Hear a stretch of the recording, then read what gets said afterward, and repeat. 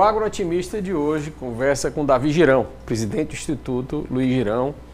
E é muito importante vermos os cenários para 2026 e as expectativas do agro, que sempre foi visto como uma atividade que cederia lugar. Um jovem urbano não teria o menor interesse em atuar no agro achando que era uma coisa atrasada. E começa a ceder lugar para inovação, para melhoria da produtividade e para um negócio que sustenta a economia, sustenta no Brasil, sustenta no Nordeste e aumenta a participação relativa num negócio extremamente tradicional como a produção de leite. Então o Davi Girão é um jovem bem formado e que acredita no agro. Nós vamos hoje conversar para que a juventude que nos escuta possa aproveitar essa oportunidade. Davi, muito obrigado pela sua presença, né, por estar aqui e nós podermos discutir esses cenários. Como é que você enxerga o agro e esse potencial do agro? Para o Brasil não tem mais dúvida, né? Certa ocasião veio a diretoria da Boeing para o Brasil para discutir o agro, porque eles tinham a convicção de que o Brasil alimentaria o mundo. E isso começa a acontecer. Mas no Nordeste, sempre pela dificuldade climática, pelos desafios, tem sempre um saudosismo do algodão, de uma economia agrícola que sustentou a economia com muito apoio governamental, mas também com baixa produtividade, com baixa competitividade. E o cenário começa a mudar completamente, especialmente para a pecuária, a partir da produção de grãos aqui no Cerrado brasileiro, que beneficiou demais o Nordeste. Como é que você enxerga esse cenário hoje, você sendo um dos líderes de uma cadeia produtiva que cresceu, que aumentou a participação relativa em relação à economia brasileira? Carlinhos, e eu posso chamar de Carlinhos pela nossa amizade, o Carlos Matos, acima de tudo, é um grande amigo e eu sempre falo que esses anos de relacionamento, você mais do que um amigo tem sido um grande professor também para a minha formação, com toda a sua experiência e bagagem, né? Eu vivi um momento interessante essa última semana do ano, depois do Natal até o início do Ano Novo, que eu tive a oportunidade de viajar. Eu saí do Ceará, fui ao Uruguai e sentei numa mesa com o diretor, presidente do conselho de uma grande empresa exportadora brasileira.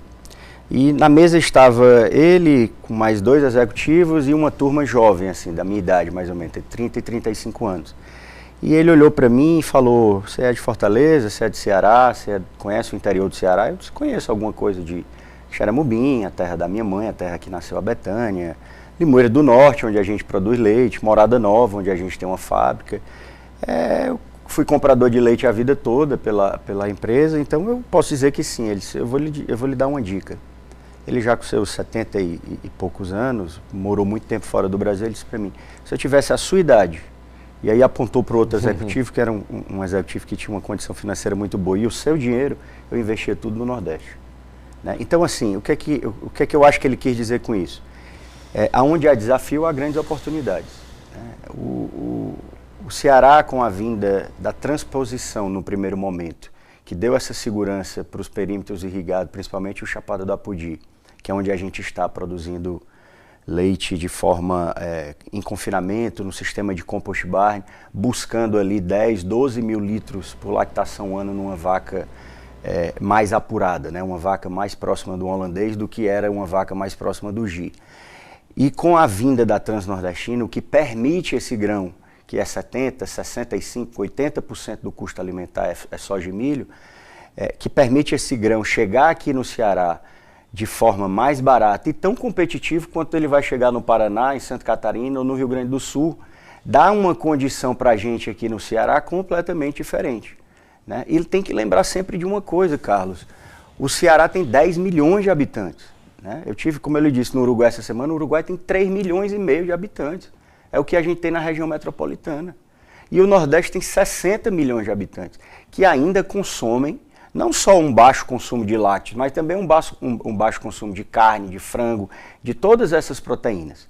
Que a gente estava conversando aqui um pouco antes, com esse novo guideline aí de alimentação que os Estados Unidos acaba de publicar essa semana, e eu acho excelente a gente estar aqui batendo esse papo logo no início do ano, né, no início de 26, não tenho dúvidas de que a proteína animal e a gordura animal vai se valorizar. né? Tá claro de que é melhor você consumir uma proteína animal e uma gordura animal do que um produto industrializado ou cheio de conservante. Essa questão da segurança alimentar é um ponto, eu acho que extremamente moderno e que é uma tendência. Conversando com o grupo Strauss em Israel, eles disseram que o maior desafio para eles, enquanto grupo que atua com alimentos, não é a segurança alimentar de ter um produto contaminado ou não contaminado, mas é um alimento que gera saúde. Perfeito, né? Perfeito. Então isso vai ser muito cobrado, as doenças têm avançado e há mais ou menos um consenso de que a base da saúde é uma boa alimentação. Parece que está claro de que quanto menos mexer no alimento, melhor. Quanto mais fresco ele for, parece que sim, é melhor do que mexer demais ou conservar ou passar por processos industriais. Né? Isso, na minha visão, vai favorecer o leite, como vai favorecer a proteína animal de toda forma, o frango, o peixe, o suíno, o boi. E aí, para aqueles que nos escutam, para ver o que é o eixo, a grande mudança de eixo é que nós temos que competir internacionalmente. Nós temos o Nordeste e o Ceará especificamente tem uma posição bem posicionada geograficamente dos principais mercados do mundo, da Europa, dos Estados Unidos, hoje sustentados artificialmente, com muito subsídio. Os estados, eles perdem a capacidade de bancar esses subsídios e pode abrir uma janela enorme para que nós possamos exportar produtos. Mas como é que nós iríamos exportar sem produção de grãos, com custo alto de grão comparado ao sul? E se não houvesse agora essa grande frente agrícola, que é uma referência hoje para o Brasil. O Sul começa a olhar o Nordeste como uma força nova para o Brasil. O Brasil vai crescer mais aqui, no agro aqui, do que no restante, em grãos como um todo. Às vezes eu chego quase a sonhar com isso, né? E me pergunto, me acordo me perguntando, o que é que impede, e aí eu vou falar de leite, porque leite é o que eu talvez conheça um pouco mais. O que é que impede, você conhece a Chapada do Apodi, de uma fazenda com alta produtividade, que você sabe que na Chapada do Apodi já tem, fazendas produzindo 42 litros por vaca dia, produzindo 3 safras de silagem de milho por ano, ou seja, colhendo milho com 95, com 100 dias, altamente produtivo, com 50, 60 toneladas por hectare. Claro que é uma região que tem água, não é o todo, mas o que é que impede daquela região produzir 1 milhão de litros, mandar para a Morada Nova e mandar para o Pecém? Nada impede que a gente hoje, se a gente sentar para fazer conta, nós já temos competitividade hoje de mandar leite em pó para alguns mercados. Essa é uma boa notícia. Vamos conversar sobre isso no próximo bloco. Até já, continue aí que nós vamos aprofundar mais esse tema.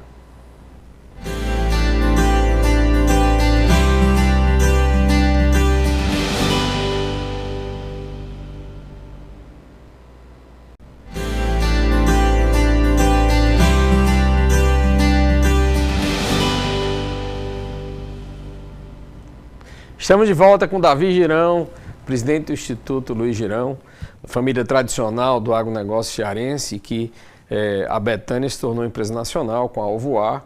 E o ponto-chave que nós começávamos a discutir aqui, que nós vamos aprofundar agora, é a capacidade que nós temos de ser competitivo com o mercado mundial.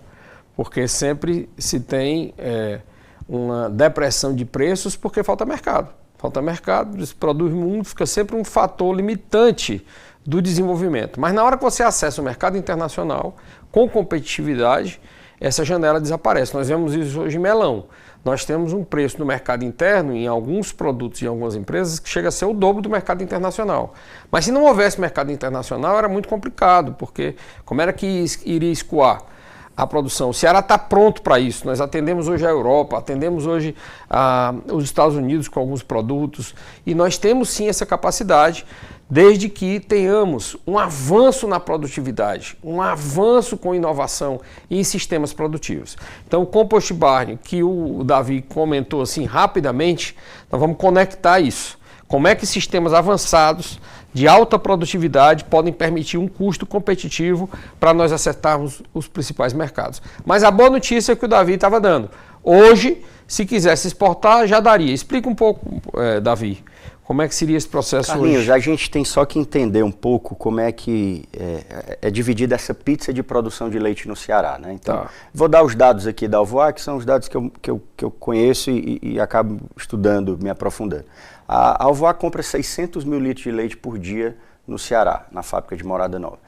30% desse leite, 25% desse leite, vem de grandes fazendas, fazendas que produzem acima de 5 mil litros de leite por dia.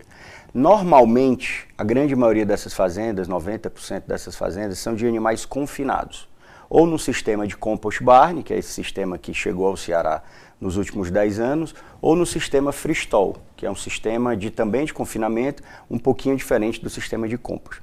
Essas fazendas, quando chegam em 35, 36, 40, 42 litros de média por animal, elas passam a ser competitivas com qualquer fazenda no Brasil. Porque o que vai dar a competitividade é o quanto de receita você tem por vaca dia versus o custo alimentar. E a gente tem aqui em áreas irrigadas a condição de fazer uma silagem, um volumoso, que é 45%, 50% do que a vaca consome, um custo menor do que muitos outros lugares no Brasil, pela quantidade de horas de sol e pelo tempo que a gente leva para colher essa safra. E aí, fora esses 30% de grandes fazendas, nós temos as pequenas e médias fazendas, que tem aqui 70% do leite produzido. Então, quando eu falo que essas grandes fazendas têm condição de competir no mercado internacional quando estão acima de 35 litros de leite, essas fazendas já estão, vamos dizer assim, com seus planos estratégicos de crescimento tocados. Elas vão continuar crescendo porque estão ganhando dinheiro e estão satisfeitos com o resultado. Essas outras 60%, 65%, 70% das fazendas é que a gente, como instituto, está dando um apoio para que elas também consigam ano a ano ir melhorando a sua produtividade. Então, a gente ainda tem uma deficiência aqui no Ceará de genética, a gente ainda precisa melhorar a genética, a base genética dessas fazendas que produzem abaixo de 2 mil litros de leite, e a gente tem também aqui sempre, todos os anos, uma deficiência de volumoso que a gente também tem que corrigir. E aí, esse é um projeto que o Instituto vai assumir esse ano, nós vamos fazer uma seleção de produtores que já tem uma gestão legal, que já tem uma genética que está avançando, que já tem uma comida guardadinha boa, para a gente tentar migrar esse produtor de 300, 500, 700 litros para um sistema de compost barn, financiado pelo Banco do Nordeste, custando aí R$7 mil por vaca o alojamento, com um ventilador, com tudo. Por que a gente quer fazer isso, Carlos? Porque ele pode produzir o dobro de leite com a mesma quantidade de silagem, ou a mesma quantidade de leite com metade da silagem. Esse conflito histórico de preço, né, que tem sempre, a gente vê produtor com baixíssima produtividade, com média produtividade, com alta produtividade, produtor perdendo dinheiro, produtor ganhando dinheiro e sempre uma reclamação crônica com relação ao preço. O que é que está a raiz dessa reclamação? O que é que você identifica? Pronto, eu acho que a gente tem que entender assim, a gente está vivendo agora no Brasil, talvez nas últimas 2 décadas, a pior crise de preço de leite. Eu estou nesse negócio há pelo menos 15 anos e nunca tinha visto leite cair de preço num percentual tão grande como caiu. Saiu de R$3 para R$1,60. Sim. R$1,80. Tem leite sendo vendido em Minas Gerais a R$1,60. A situação em Minas, Paraná, Santa Catarina, que são as grandes bacias, está até pior do que no Ceará. E o que foi que aconteceu? Especificamente em 2025. Os 2 maiores exportadores de leite em pó da América do Sul que botam leite no Brasil é Uruguai e Argentina, os 2 aumentaram a produção. O Brasil, por si só, aumentou a produção em 10%, ano versus ano, certo? E o nosso consumo aumentou 1,5%. Então está sobrando leite. Está vindo via exportação, importação e via produção local. A crise perfeita é essa, o mercado de lácteo mundial também deu o preço caiu bastante, começou a recuperar agora, mas em algum momento isso vai ser corrigido. A questão estrutural aqui no Ceará, e aí eu acho que tem a ver com muito a questão de gestão e genética, é que a gente precisa ter muita atenção.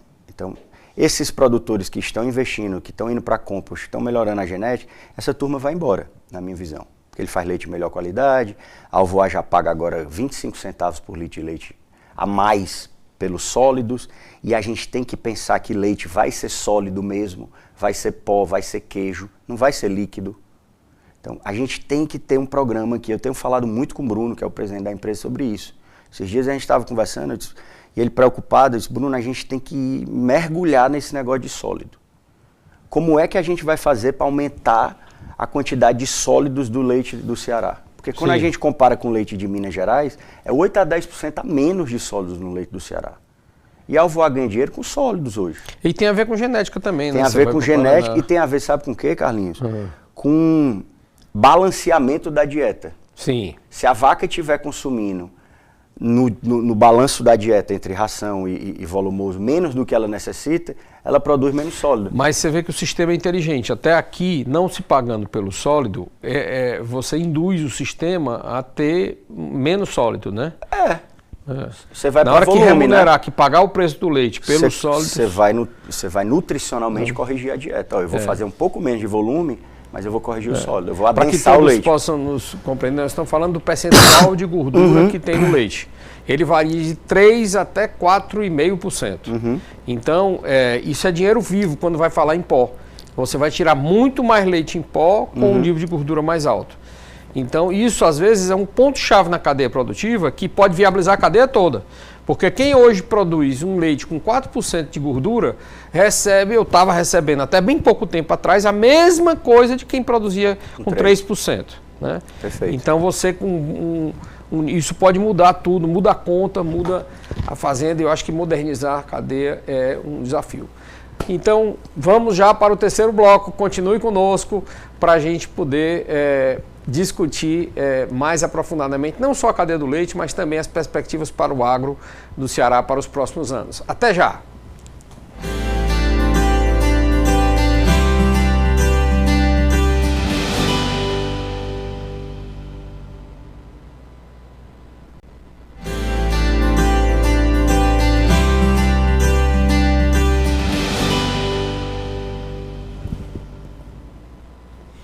Então, estamos conversando sobre os pontos de alavancagem agora, vamos falar sobre isso, da produtividade, dos negócios como um todo. O Davi estava falando um pouco no sistema que eles vão começar pelo Instituto de Incentivo ao Pequeno Produtor para a alta tecnologia. Davi, fale um pouco sobre isso, para o pequeno produtor entender como é que ele pode se modernizar. Porque quando você vai estudando as cadeias produtivas, você vai vendo que tem desafios. O valor do rebanho hoje, o ativo que você tem que aplica em rebanho é um dos mais altos do Brasil, é no Ceará, porque a produtividade é baixa, você tem mais animais do que precisaria para produzir a mesma quantidade de leite. Então veja, um produtor médio tem 15 litros por vaca. Então para produzir 1.000 litros, ele precisaria ter praticamente 3 vezes mais animais do que se ele produzir num sistema intensivo, que pode chegar a 40 litros por vaca. Como é esse sistema, Davi? Quanto custa para o produtor e para um jovem que quer começar no negócio de leite no interior? Carlinhos, eu estou me lembrando aqui do papai, que ele sempre disse para mim, né? Logo que eu comecei na fazenda, trabalhar junto com ele, em 2017, e aí a gente conversando, ele disse, meu filho, o homem, para ser considerado um homem bem de vida, de posses, antigamente, tinha que ter muita terra e muito gado, né?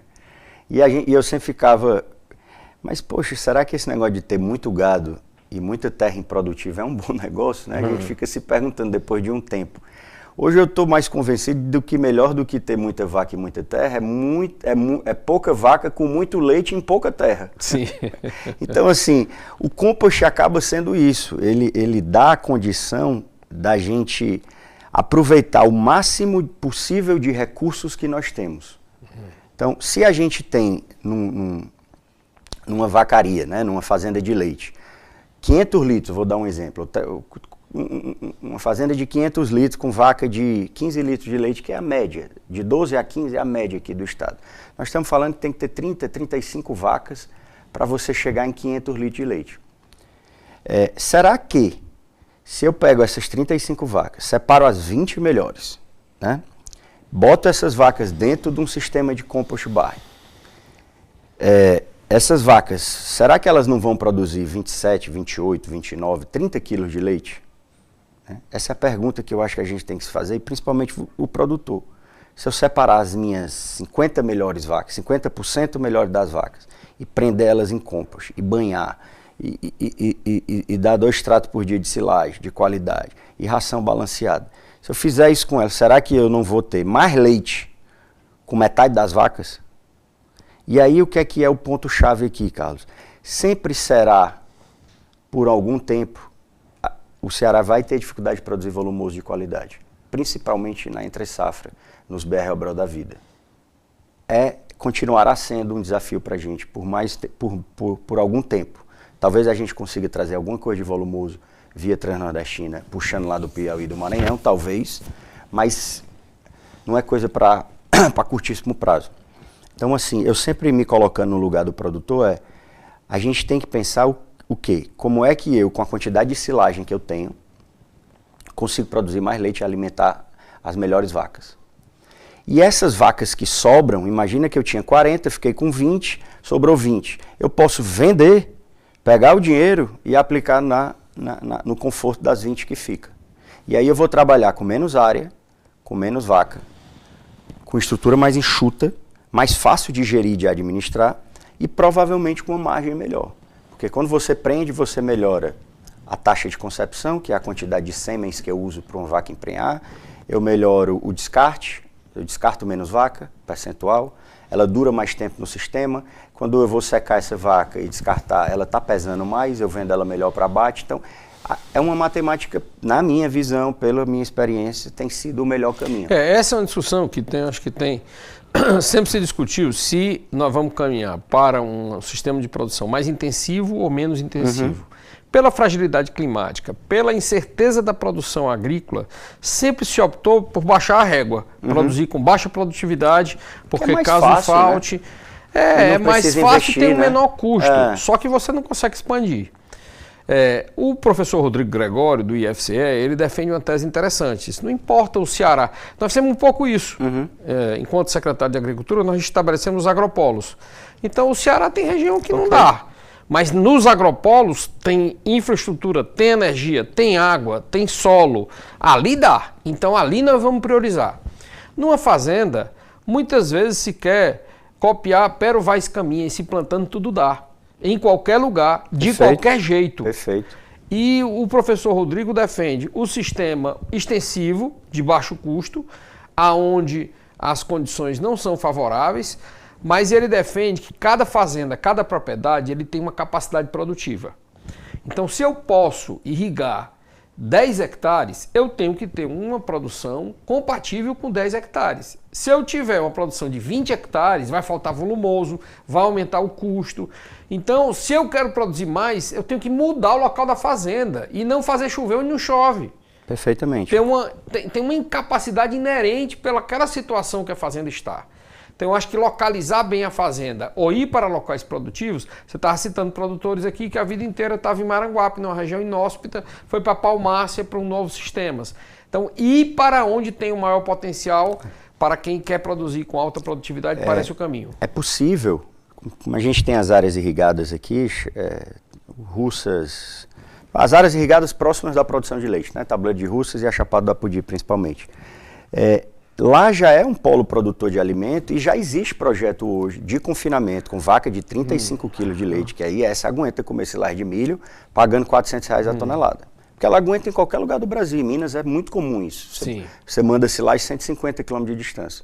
Ela não aguenta 500 km, mas 150 aguenta.